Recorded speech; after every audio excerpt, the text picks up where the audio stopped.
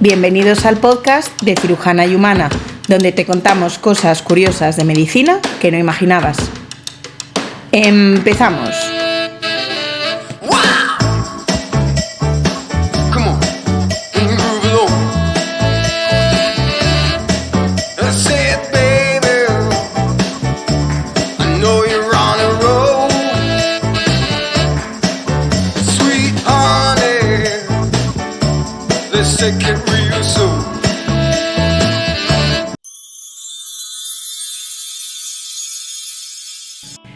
La historia de la medicina, y en particular la historia de la cirugía, es una historia que se escribe en masculino.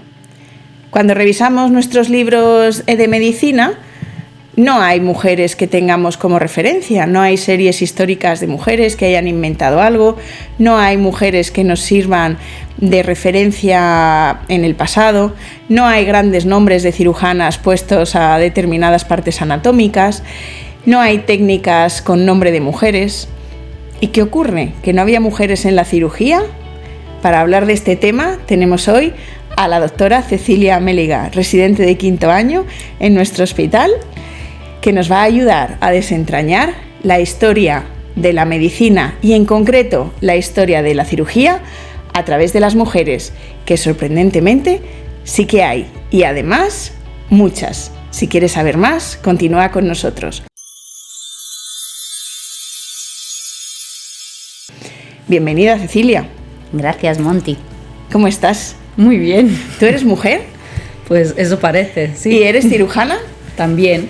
Fíjate que a mí siempre me ha llamado la atención que no hay mujeres de referencia, así como tenemos nombres de masculinos en toda la historia de la cirugía.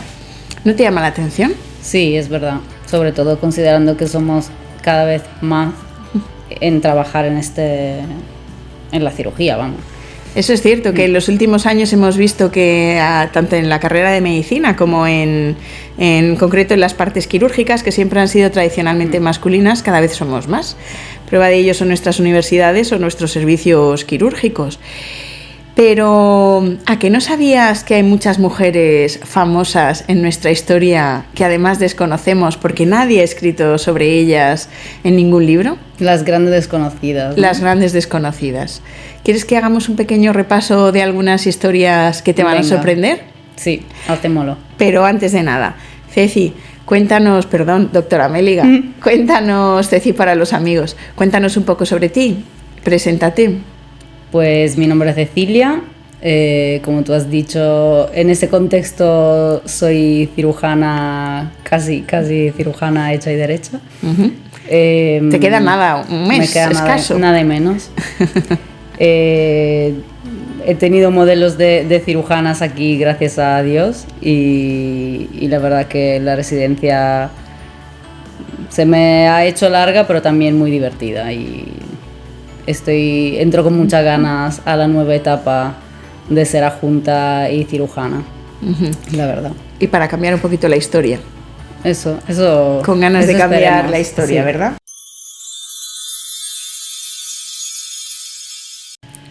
Si te parece bien, podemos hacer una visión así rápida de cuáles son las mujeres a lo largo de la historia que nos han precedido como cirujanas. Por ejemplo, yo creo que podemos empezar por el principio.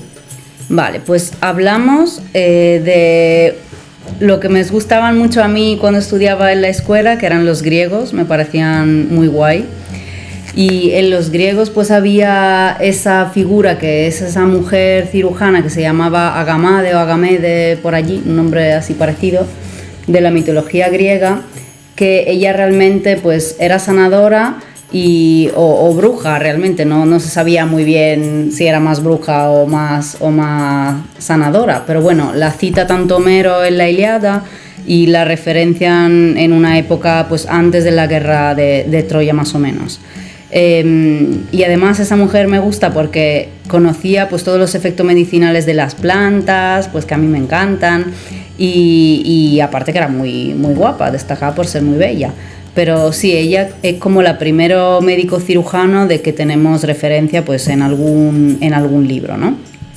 Y ya... Pues eso, ya digo, o sea, de época de los griegos, o sea, que ya en ese momento sí que existía algo, ¿no? Pues fíjate que me llama mucho la atención esto, porque ya en Egipto, fíjate que parece que ahora somos más modernas, porque ya por fin podemos ser cirujanas y parece que vamos ya, tendemos a ir hacia la igualdad.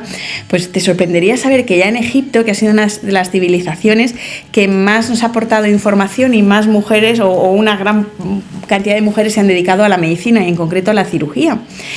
De hecho, sabemos que hay una inscripción de una cirujana que se llamaba Merit Paz, que está más o menos datada en el 2700 a.C., es decir, más de 4000 años, hace muchos años, y que ejerció en la corte como la máxima responsable de la atención sanitaria, es decir, era la jefa, que la convertía en médico y en la cirujana real y la jefa del equipo de palacio.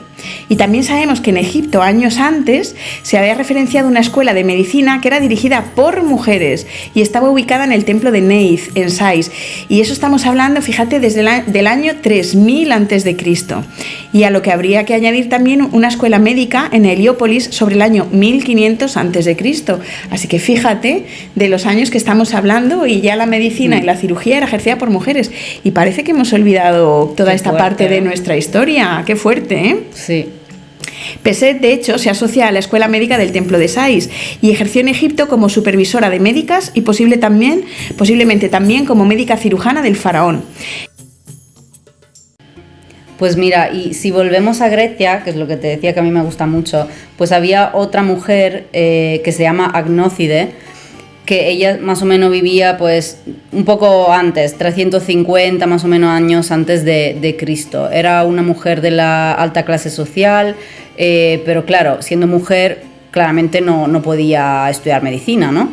Y entonces, dado que le gustaba mucho y quería estudiar medicina sí o sí, pues decidió hacerlo disfrazada de hombre. Y llegó a ser una ginecóloga pues muy famosa. Y dado que claramente pues tenía mucho éxito, era muy buena, pues los colegas pues le odiaban, estaban súper celosos de ella y trataron de denunciarla ante al Areópago, que era, donde se hacían todas las denuncias, ¿no?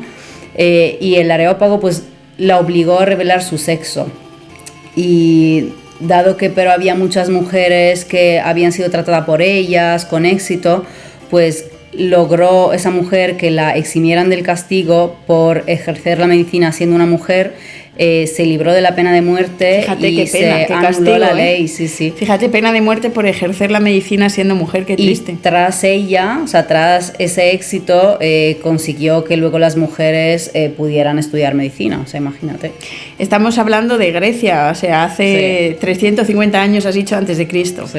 Pues fíjate, tenemos a otra que es medio griega, medio egipcia, que era Cleopatra Metrodora, que era una cirujana griega, de hecho, de origen egipcio, que vivió en el siglo II después de Cristo. También ejerció como ginecóloga. Es curioso que muchas de las mujeres que ejercen algún tipo de especialidad quirúrgica son casi todas ginecólogas al principio.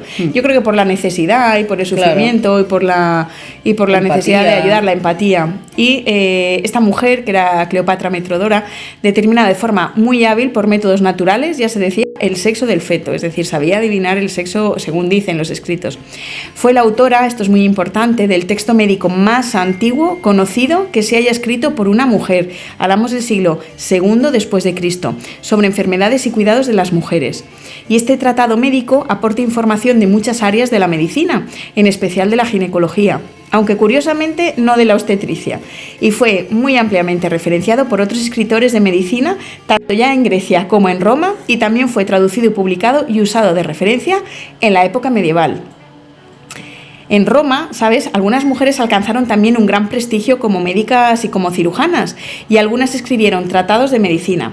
Hay varias referencias como Filista y Lais, que se especializaron en obstetricia y ginecología, y Salpe de Lemos sobre oftalmología. Y luego también había pues Origena, que era una médico que le mencionó hasta Galeno de Pérgamo, que vivió entre el siglo I y II más o menos, que era especial, o sea, se conocía por sus remedios para curar la hemoptisis. Fíjate, esta no se dedicaba a la ginecología. No, esa no.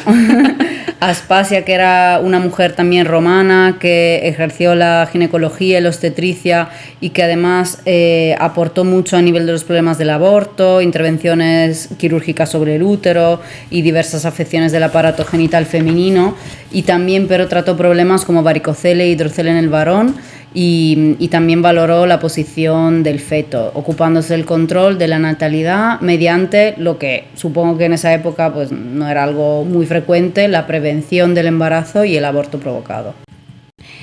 Pero no pienses que era solo en Grecia, en Roma o en Egipto, sino que fíjate que en la antigua China era tradición que los conocimientos médicos y quirúrgicos ejercidos por los varones se pasaran a sus suegras y a sus nueras, pero no a las hijas.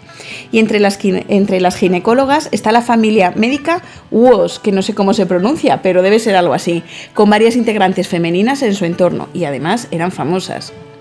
Y también pues hay mujeres italianas, por lo visto, ¿no? En la historia también, porque ¿Como tú? sí, como yo, se te como nota un poquito en el Trótula acento. de Salerno, que se llamaba también, o Trótula de Ruggero, que pertenecía, o sea, se llama así porque pertenecía, supongo, a la familia de Ruggero, que vivió en el siglo XI, nació justo en Salerno, en Italia, sobre el año 1100 más o menos, y parece que algunos autores habían negado hasta su existencia o su condición de mujer, pero existen algunas pruebas que sí que soportan pues el hecho que sí que haya existido, sí que era una mujer cirujana, ¿no? Se casó con un señor que se llamaba Giovanni y ejerció la ginecología y la obstetricia, y fue autora de una obra que se llama De Passionibus Mulieremum, que se también conoce como Trotulamajo, que está centrada en las enfermedades de las mujeres y también en otros cuidados médicos, ¿no?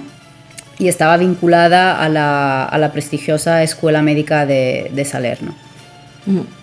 Pues mira, también en la Edad Media hay constancia de otros médicos, como la abadesa alemana Hildegard de Bingen, que no sé cómo se pronuncia, pero debe ser algo parecido, que dejó gran cantidad de escritos médicos y de otros campos científicos, y entre otros el Liber Simplicis Medicinae, que se publicó en 1160. Y no solo eso, sino que hay que añadir en el medievo otras mujeres alemanas como Salernitana, Constanza y Calenda, la judía Rebeca Warna y la árabe Abella. La mayoría de ellas ejercían como parteras y solían tener la religión y la raza judía.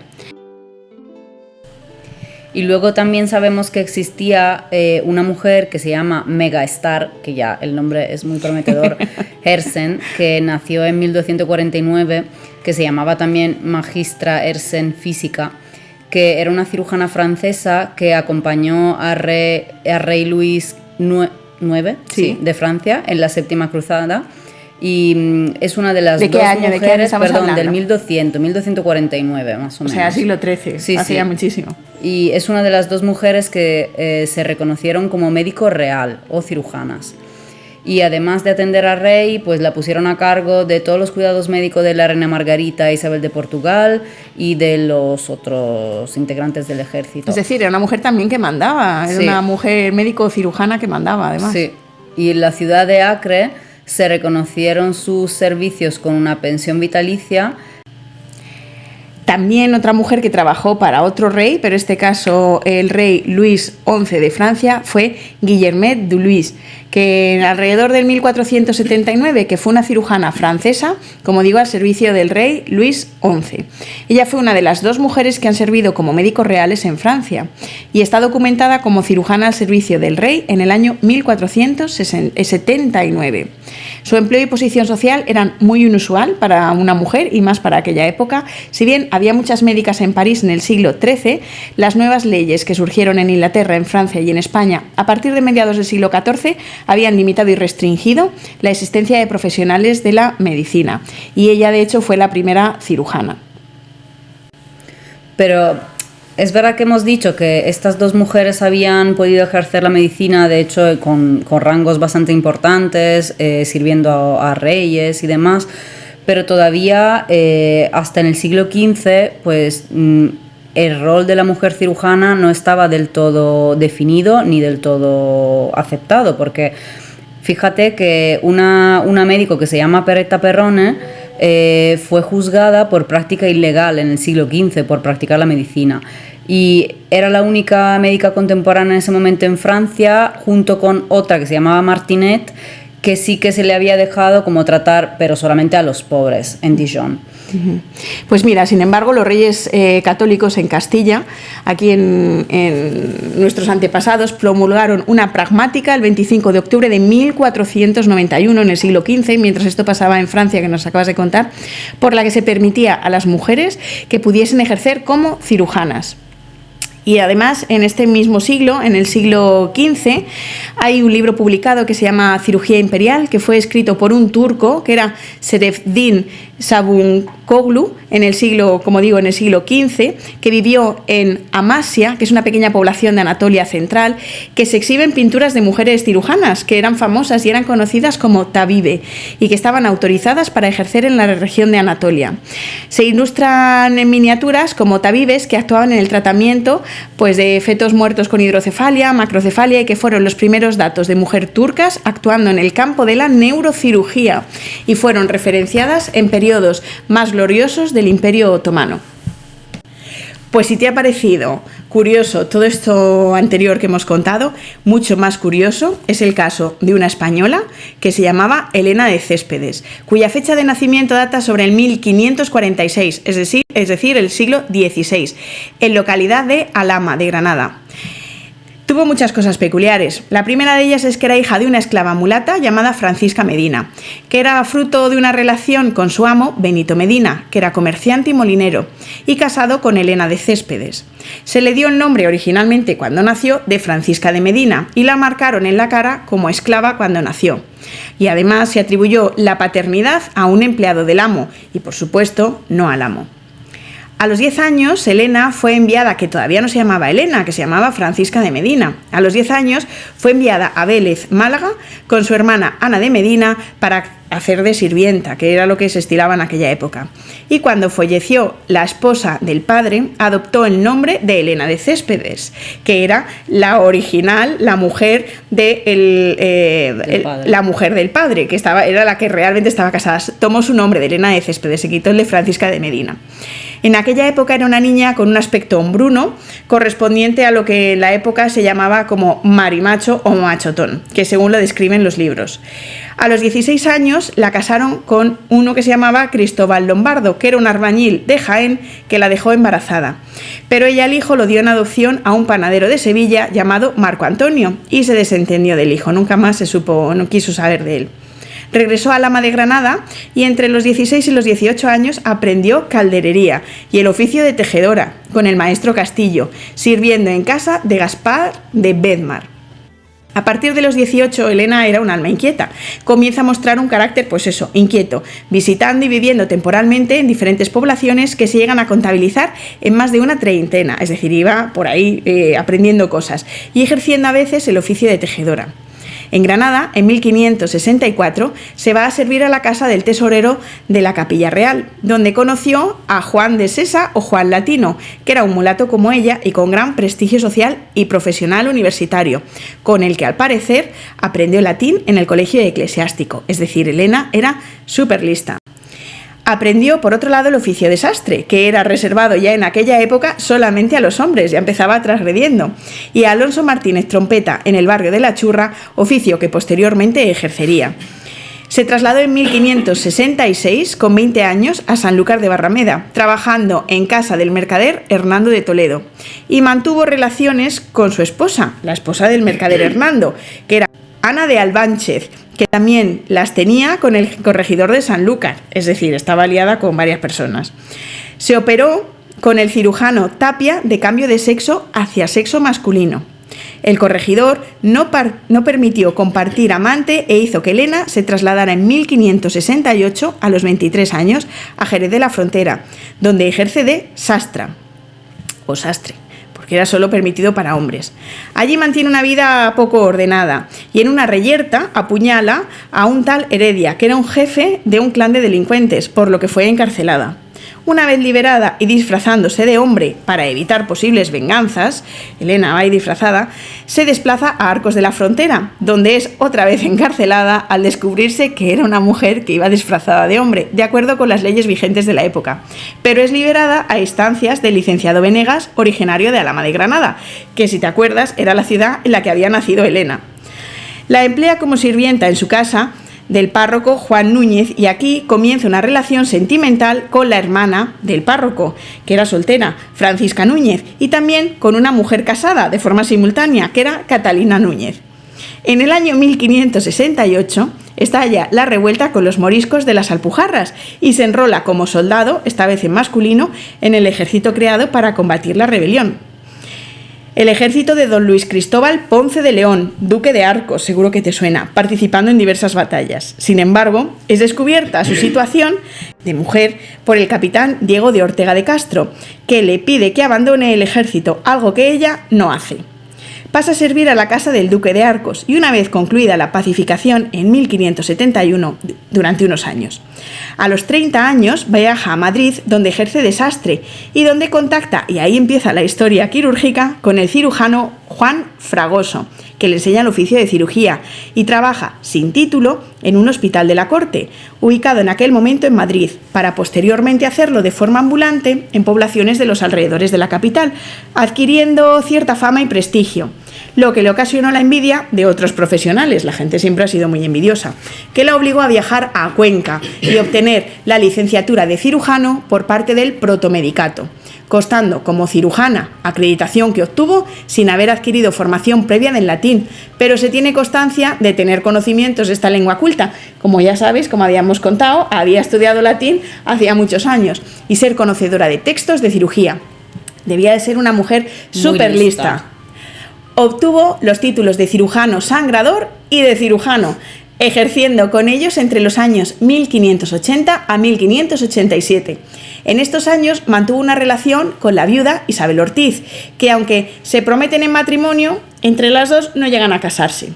Sobre el 1585 ejerció en la población de Cienpozuelos, donde cae enfermo y es acogido por Francisco de Caño, y donde conoce a su hija María de Caño y le pide matrimonio a su padre, es decir, se quiere casar con la hija de la persona que le acoge, que era Francisco de Caño.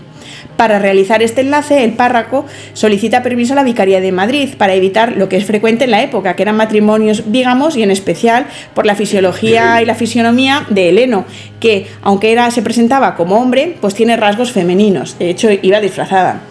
Se exigió un certificado de masculinidad y un examen de sexo que se realizó por los doctores Francisco Martino y el licenciado Casas, acompañado, según dicen, de 7 hombres buenos, que yo no sé lo que significa, pero eso es lo que ponen los textos, en la localidad de Yepes, que pasó posiblemente con argucias por parte de Eleno o de Elena. Se realizó otro examen en Madrid a instancias de la Vicaría por los doctores Francisco Núñez y Mantilla, que también pasa, y se casa en 1586 en la iglesia parroquial de Yepes con María Caño, situación que se intentó impedir, esto es a modo peliculero, por la otra mujer, que te acuerdas que era Isabel Ortiz, con la que se había prometido, argumentando que antes se había comprometido con ella. O sea, esto es de culebrón total. Con la existencia de la plaza libre de cirujano en la población de Ocaña, se desplaza a esta localidad para ejercerla, pero es denunciado o denunciada por su situación sexual. Y el corregidor de la villa, que es su antiguo capitán Diego de Ortega de Castro, que es el quien la denuncia. Entonces es encarcelada en la prisión de Ocaña y empieza un proceso judicial en el que participa, aquí sí ya, la Inquisición. Es examinada y en este caso sí que se determina que es mujer. Se realiza un auto de fe con desnudo público incluido, no te digo nada, en el que donde se le condena a 200 azotes, a llevar el San Benito y a un paseo público en burro, o sea, una condena de la leche. Sentencia que se puede considerar no muy rigurosa teniendo en cuenta los graves cargos de la que se le acusaban y otras sentencias que se emitieron para otros en el mismo auto de fe. También fue condenada a servir sin paga en un hospital de Toledo, el Hospital del Rey y de San Lázaro. ¿Te acuerdas del episodio de la lepra? Pues ahí hablábamos de los hospitales de San Lázaro. En ellos tuvo reconocimiento popular.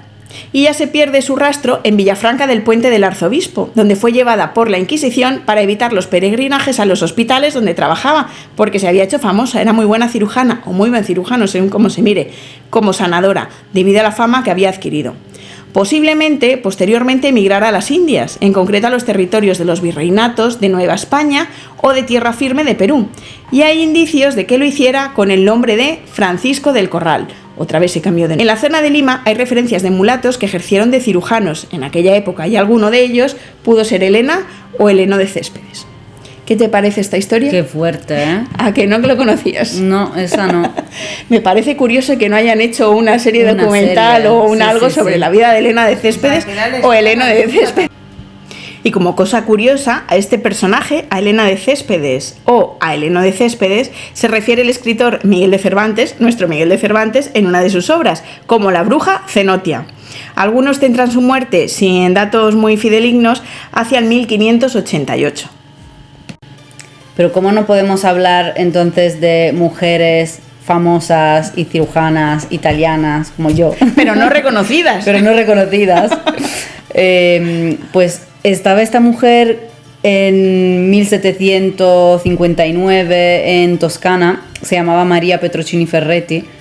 Ella aprendió el oficio de su marido, Francesco, que él sí que ejercía como cirujano allí en Toscana, y decidió la mujer pues solicitar la acreditación y el permiso para ejercer la cirugía ante el Colegio Médico Florentino, que en ese momento pues era súper famoso y era la institución encargada en la época de otorgar las licencias médicas, pero le fue denegada en 1788 justo por el mero hecho de ser mujer. Para variar. Hombre, para variar. Y no obstante, ¿qué hizo? Pues no la paró, ¿no? Porque solicitó la intervención del Gran Duque Pietro Leopoldi de Habsburgo y de Lorena de Toscana, argumentando su capacitación adquirida al lado del marido en el Hospital de Santa María Novella de Florencia, y logró que se hizo un decreto el 16 de agosto de 1788 que anuló la decisión del Colegio de Médico Florentino y la autorizó al ejercicio de la profesión de cirujana. O sea, que muy guay. Uh-huh. Falleció súper joven, con 32 años, en el 1791, pero había hecho una hija, uh-huh, que también siguió un poco el camino de la madre. La hija del matrimonio, que se llamaba Zafira, se graduó ella también en medicina en la Universidad de Bolonia en 1808 y obtuvo la licencia como cirujana en 1810. Por la misma época, un poquito antes quizá, Dorothea Sleben fue una cirujana alemana que fue formada desde muy corta edad en el área de la medicina y defendió mediante la presentación de un tratado argumentado en 1742 la necesidad de permitir que las mujeres pudieran ser médicos, pudieran hacer estudios médicos. Y en 1754 fue la primera mujer alemana que recibió un doctorado en medicina. Y ahora te cuento yo una historia muy bonita, porque Enriqueta Chávez, que también se conoció como Henriette Faber-Caben, era una mujer que ejerció la medicina y también la cirugía, otra mujer disfrazada de varón. Son muchas, ¿eh? Sí, tenemos ya muchas. Empiezan a ser unas cuantas. Esa nació en Suiza, en Lausana, el 1 de abril del 1791. Era hija pues de dos suizos y pronto pero se quedó huérfana. El protector y el tutor suyo fue su tío, Enrique, que era un varón de Aviverí y coronel de un regimiento suizo al servicio de Napoleón, o sea, estamos en esa época. Se casó en 1806 con un militar, también, Jean-Baptiste Renaud, y siguió a su marido en el ejército de Napoleón en la campaña de Alemania. Pero lamentablemente pues el marido murió posteriormente a la batalla de Wagram. Enriqueta tuvo un hijo que murió a los 8 meses de nacimiento, o sea que la pobre mal. Fue repatriada a París habiendo contraído la viruela que le había dejado marcas faciales. Y fue en París donde comenzó como varón a realizar estudios de medicina entre el 1808 y el 1811. Como hemos dicho, disfrazada de varón con el nombre de Henri Faber. Y tuvo la suerte de formarse junto al prestigioso cirujano Dominique Jean Larrey, que le posibilita para que pueda realizar como médico militar la campaña de Rusia y con el ejército napoleónico.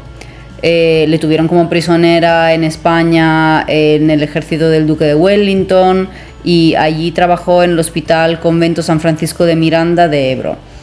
Fue liberada en 1814 al finalizar la guerra. La guerra, perdón. Se te escapa el italiano. Y se repatria a Francia, donde decide luego no quedarse y emigrar a América, a la colonia de Antillas francesas, y concretamente a la isla de Guadalupe, donde permanecerá pues desde 1816 más o menos a 1819.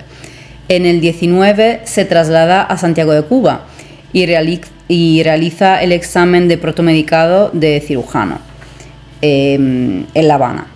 Y ese mismo año, o sea, estamos en el 1819, se casa por la iglesia con Juana de León, en la población de Baracoa. Y pues es claramente una relación lesbiana consentida por ambas partes, pero el matrimonio pues no funciona mucho. Y en el 1820 nuestra Enriqueta Chávez se desplaza a Tiguados, donde lleva una vida muy desordenada, en muchas ocasiones pues abusa de alcohol, y parece ser que en base a una indiscreción provocada porque en algún momento pues de borrachera exhibió un pecho desnudo ante una criada, pues una de estas noches la lió.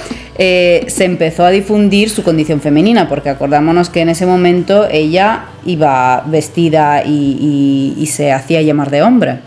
Entonces la denuncian, su propia esposa, de hecho la denuncia a través del licenciado Garrido. ¿Eso porque no quería que la condenaran a ella o qué? Bueno, puede ser, probablemente no era muy bien visto también el hecho de ser lesbiana en esa época.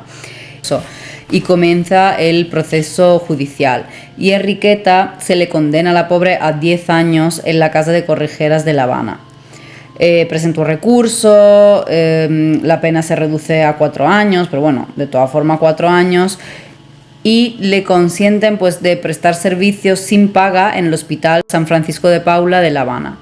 Allí pues realiza también un intento de fuga de la institución, se traslada a otra casa de recogidas de San Juan de Nepomuceno, y más tarde será desterrada de forma definitiva de todos los territorios de la Corona de España, eso en 1824.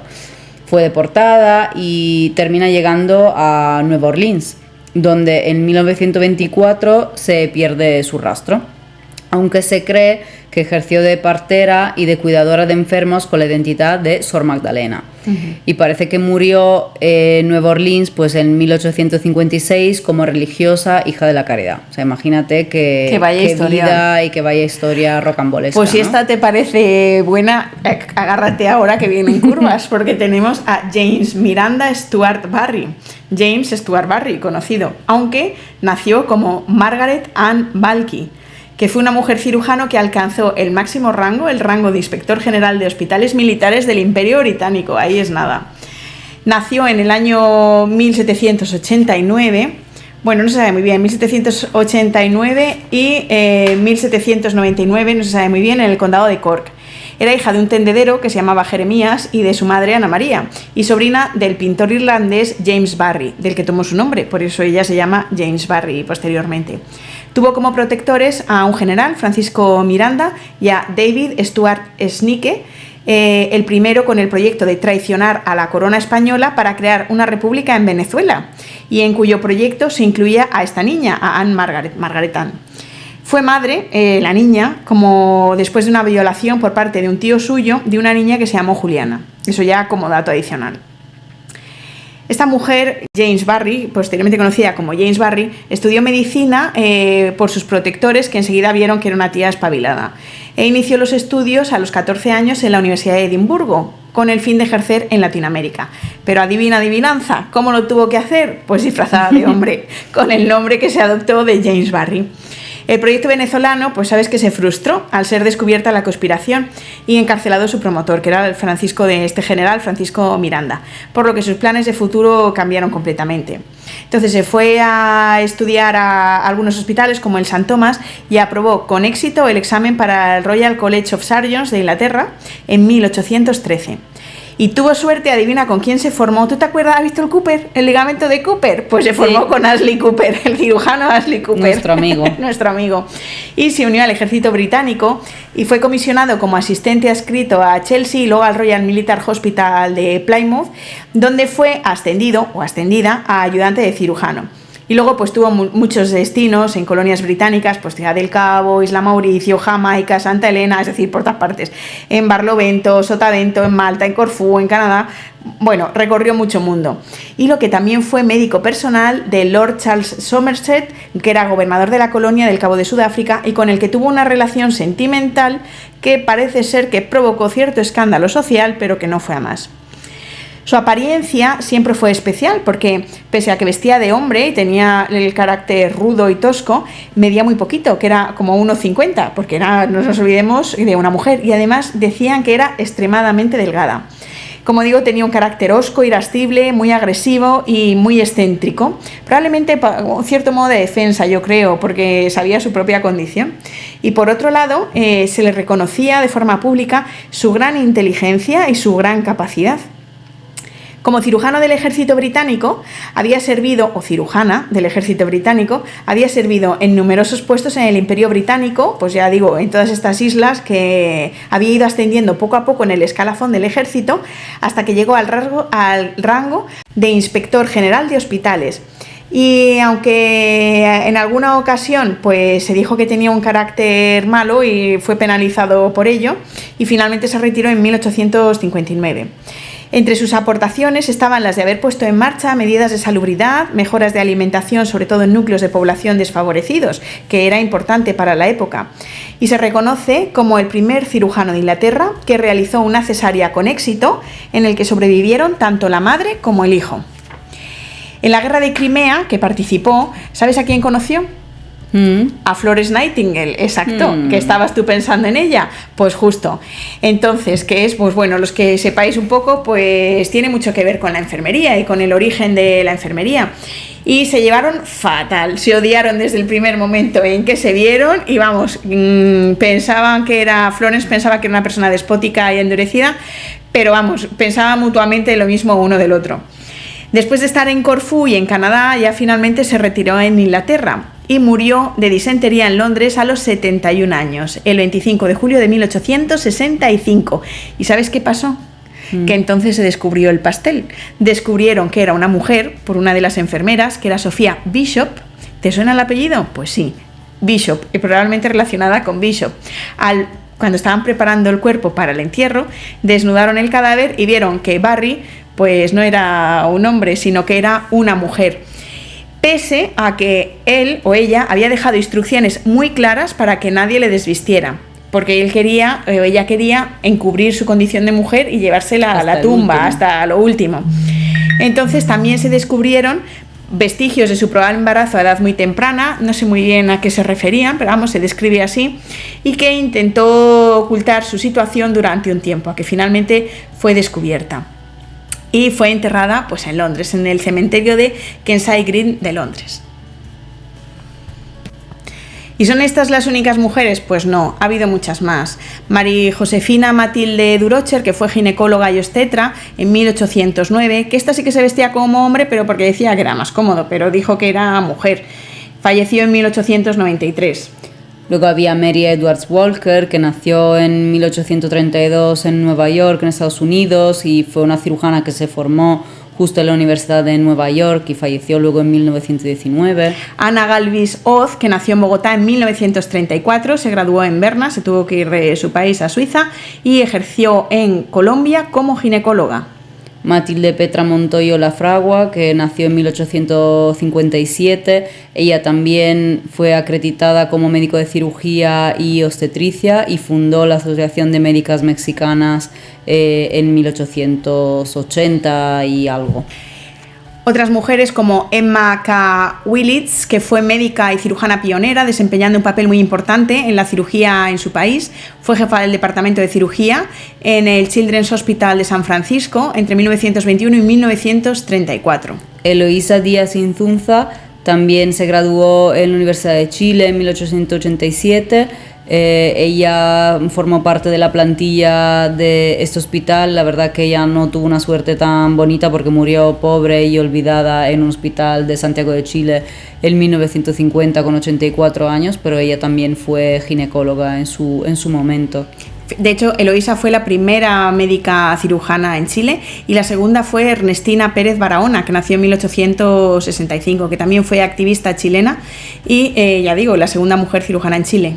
Eleanor de Visconti, por otro lado, fue una de las primeras y pioneras médico-cirujana británica, que ya sabemos que era una profesión en ese momento en Inglaterra solamente de hombres, y fue cofundadora del South London Hospital for Women and Children y falleció luego en 1934.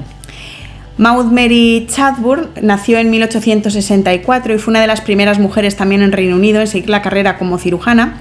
Cofundó el Hospital de Mujeres y Niños del Sur de Londres en 1912 y junto con Eleanor, que acabas de comentar, y falleció en 1957. Luego había Jenny Robertson, que fue una médica y la primera cirujana de Canadá.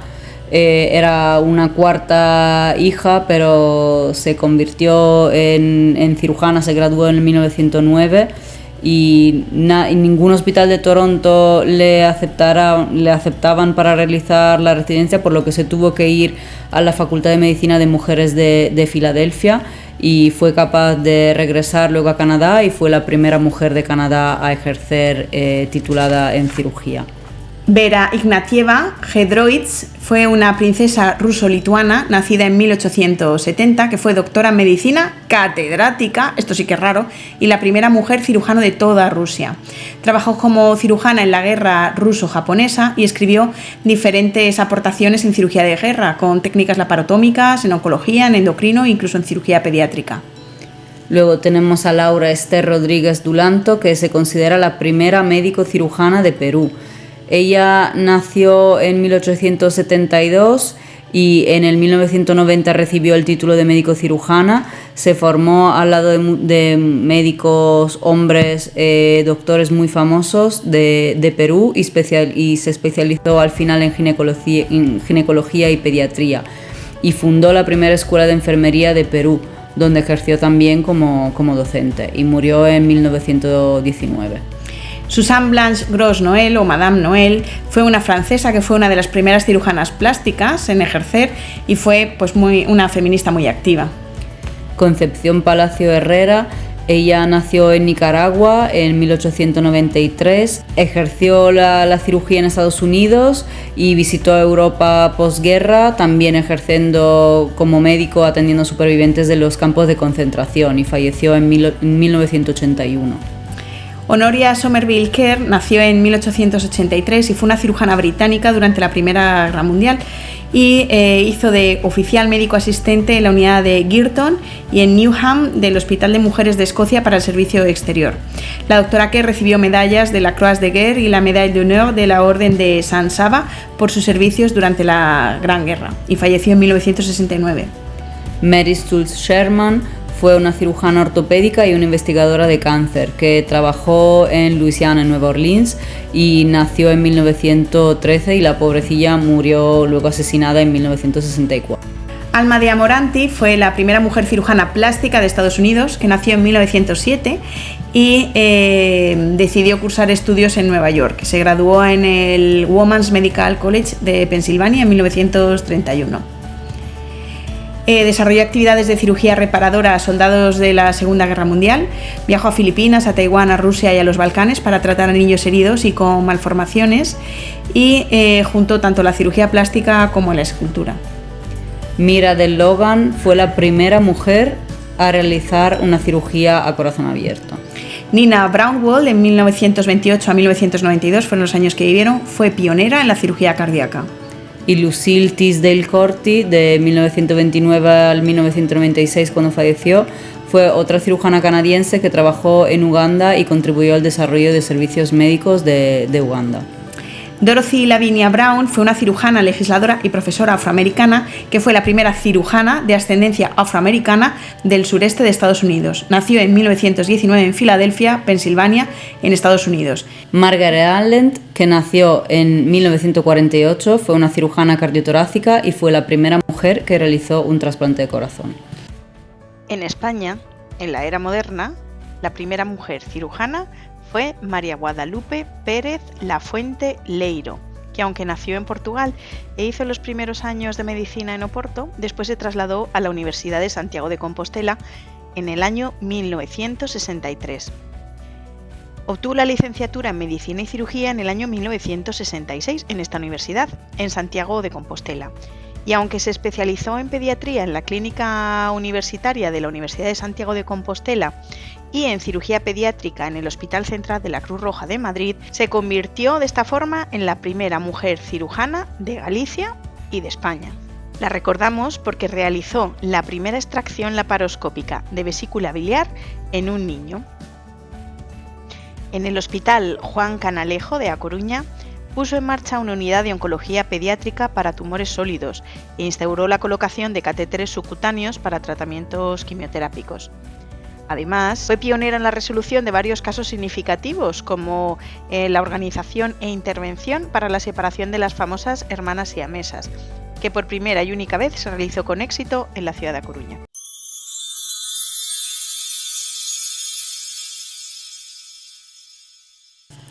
Lo que está claro es que la historia de la medicina, y en concreto la historia de la cirugía, escrita en femenino, es una historia llena de tropiezos, llena de zancadillas, llena de envidias, llena de castigo, llena de trampas, llena de disfraces. De disfraces por el miedo, por el temor y por los castigos que se suponía ejercer la medicina y sobre todo la cirugía siendo mujer. Estamos en el siglo XXI, ¿y tú qué piensas? ¿Que han desaparecido todas las barreras o que todavía nos queda por luchar?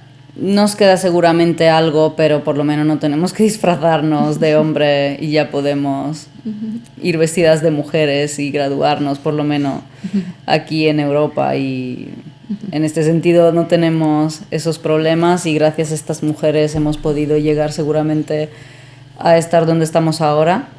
Y algo queda por hacer, pero yo creo que vamos por el camino correcto. Cada momento y cada año hay más mujeres, médico en general, no solamente cirujanas. Es verdad que es una profesión un poco sacrificada a nivel de tiempo personal y familiar. Y todo. Entonces, a veces es un poco difícil conciliar, pero yo creo que llegaremos. Bueno, yo creo que estamos ya hacia la igualdad en todos los sentidos, pero que nos queda todavía camino, pues por supuesto. Pero lo que es importante es que no se nos tiene que olvidar de dónde venimos. No podemos perder nuestra perspectiva histórica, no podemos dejar en el olvido y en el anonimato a aquellas que lucharon muchas veces con su vida, muchas veces haciendo sacrificios enormes para poder dedicarse a lo que les apasionaba. Su pasión era la cirugía y eso tenemos que aprender de ellas, tenemos que seguir luchando por nuestra pasión, que es la medicina y en concreto la cirugía. Así que a todas, no os olvidéis de ellas porque marcaron nuestra historia, nos abrieron el camino con mucho esfuerzo, con sudor, con lágrimas, incluso con sus vidas. No nos olvidemos de ella, pero tampoco nos olvidemos del futuro. Miremos hacia adelante y sigamos nuestro camino. Así que mujeres, sobre todo mujeres cirujanas, a por ello. Por ello. Hasta la próxima, Ceci. Chao, Monty, muchas gracias. Hasta luego.